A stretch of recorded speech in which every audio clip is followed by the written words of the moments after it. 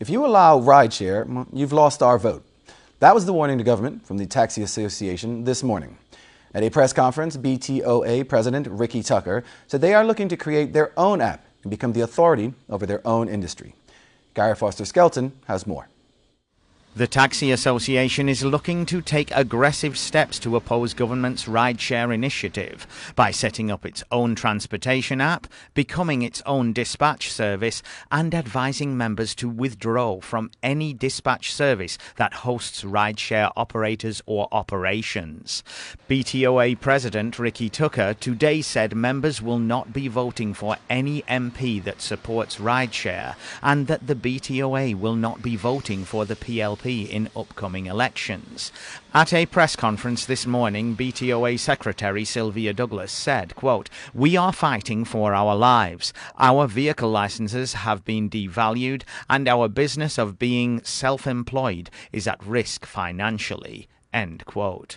Government's plans to introduce a ride-sharing application could potentially allow up to 150 applicants to pay $1,000 to operate seasonal rideshare services. Taxi operators pay a $100,000 fee for their permits. BTOA President Tucker also says that a year ago they asked government to provide 150 extra seasonal taxi permits, but were denied. The fact that Transport Minister Wayne Furbert recently met with unlicensed gypsy cab drivers to talk about ride-sharing plans has done nothing to mend government's contentious relationship with the Taxi Association. Minister Furbert told gypsy cab drivers that government sees ride-sharing bringing an end to gypsy cabs in certain areas. An anonymous gypsy cab driver said enforcement against them won't work. Meanwhile, Minister Furbert could not attend today's BTOA press conference because the Cabinet meets on Tuesdays.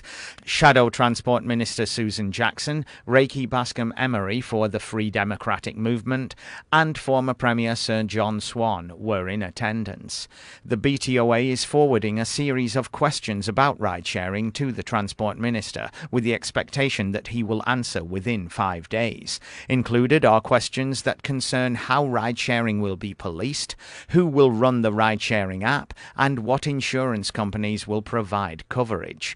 BTOA President Ricky Tucker was questioned about whether taxi drivers are unified, and he responded that a lot of drivers are very laid back and want the BTOA executive to do everything for them. But he said they are here to protect their industry. Mr. Tucker said, quote, "We have decided to create our own transportation application. The BTOA has started the process of its own taxi dispatching license service.